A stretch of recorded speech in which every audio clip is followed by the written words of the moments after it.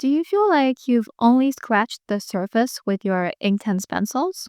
This video is going to bring you a game-changing technique most people don't talk about. Plus, you're going to rediscover the basics in a way that finally makes Inktense feel limitless.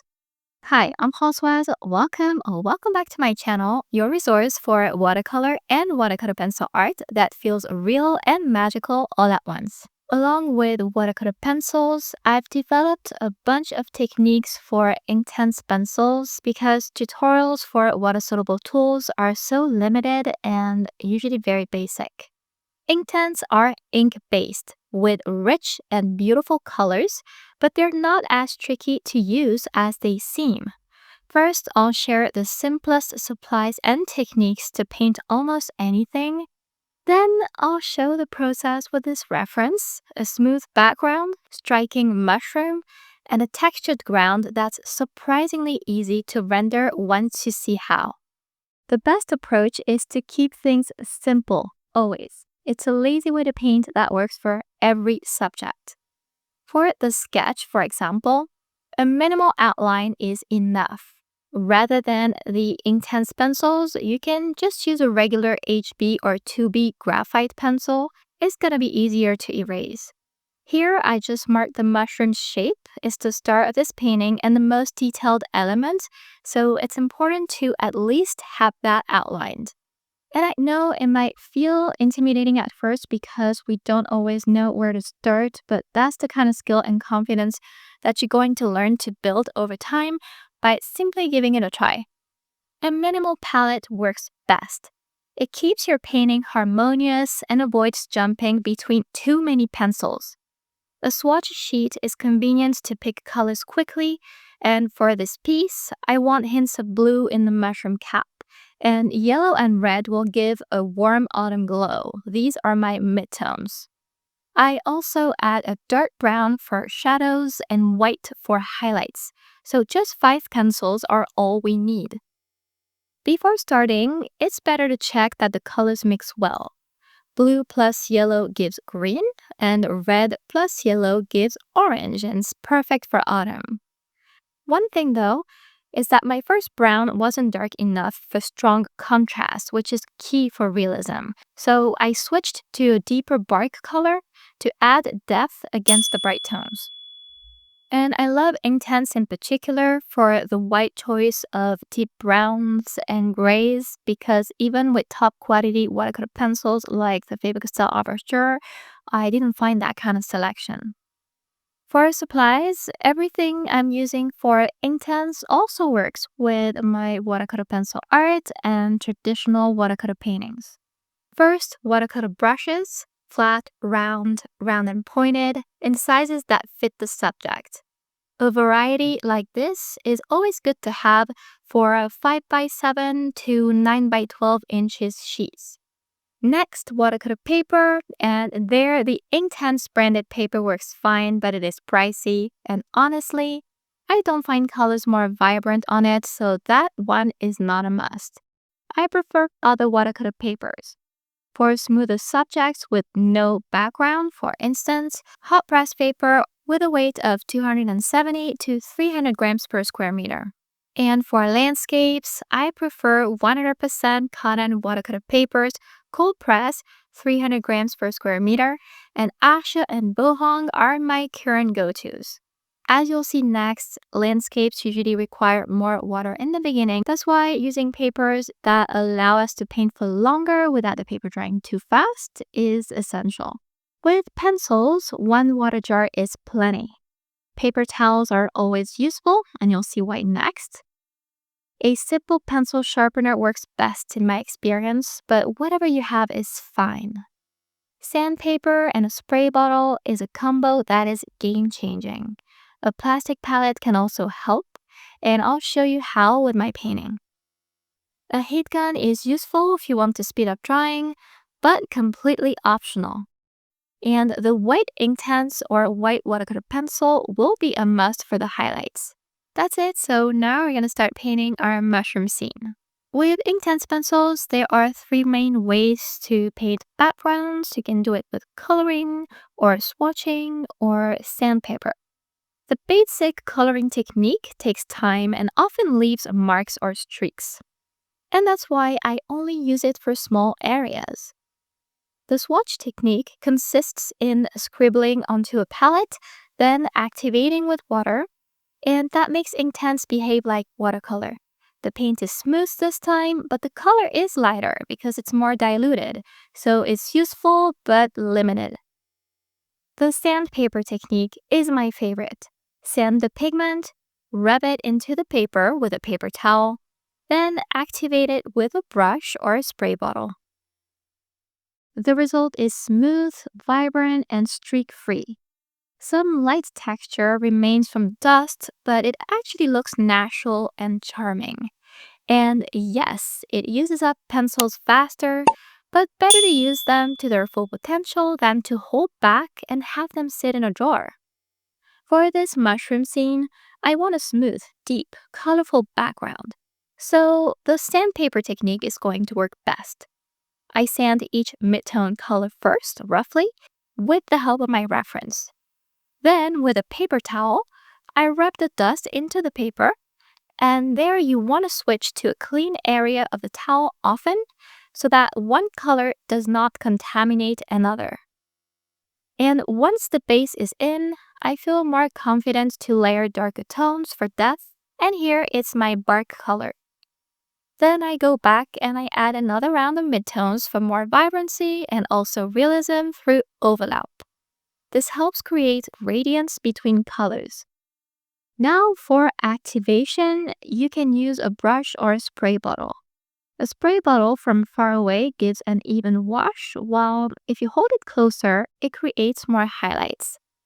Personally, I like to follow up with a flat brush, even though activating everything from far away and start there will be better to start. I barely wet the brush, just enough so colors blend without flooding. And that way, vibrancy stays intact and it's also easier to control the activation and blending of the colors. The trick though is to be fast and clean the brush often when switching colors, otherwise it's easy to end up with a muddy mess. Here, I also start lifting paints from the middle area to create a lighter glow like in the reference photo. It's easy to do when everything is still wet. If you'd like more step-by-step guidance in real time to learn and use these pencils, check out my watercolor pencil course. It covers all essential techniques in detail. There are also 26 projects for beginners and intermediates. And that includes a special module on Inktense and all color equivalents with watercolor pencils, so you can complete everything in the course using one or the other. You'll find a special 10% off coupon in the description of the video. But if to get started, you prefer a membership with a small monthly fee that you can cancel anytime, this mushroom painting tutorial here is available in real time on my Patreon, along with many other paintings. Details in a messy autumn scene like this one can look overwhelming until you break it down into steps. For example, a great way to create subtle details like the leaves and twigs under the mushroom is with the lifting technique, not just on wet but also on dry paper. Inktense are often said not to lift once dry, but that's not fully true because as you can see, I was lifting color when everything was wet, and after drying the sheet with a heat gun, I still managed. I found time and time again that it works on most papers. Simply re-wet the area you want to lift and blot with a paper towel.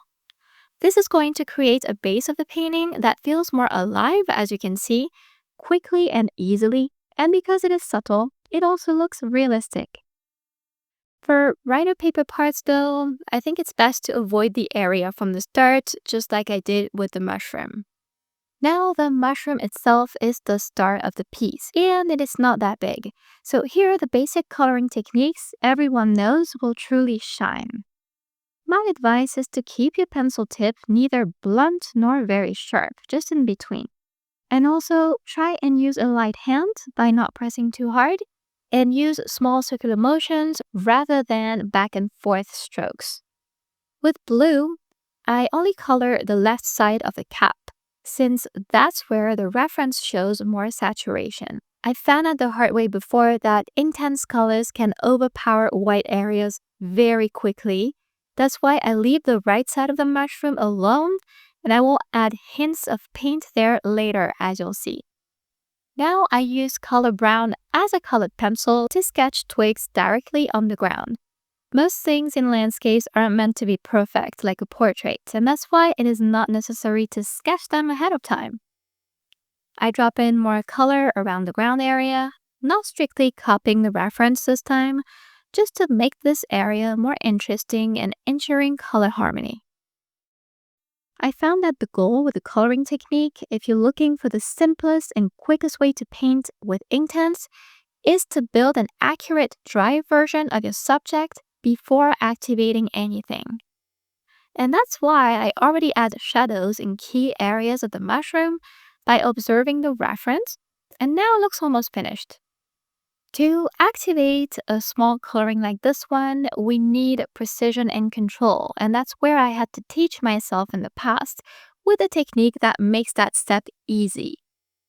The goal is to keep our coloring intact, and that's why I activate section by section, always with minimal water on the brush, by dabbing it on a paper towel to remove excess. Start from the white or light areas first, then move toward the color you added through coloring so that the pigment blends naturally into your background. By keeping some mushroom parts white, I know it will add realism because it helps with overall contrast and the bright whites make it stand out easily. On the cap, I pull the blue pigment into the lighter areas, and that helps get that subtle transition from color to white.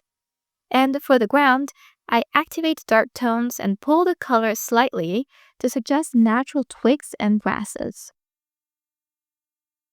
I keep messy on purpose. It's a strategy that works well for such parts of the nature.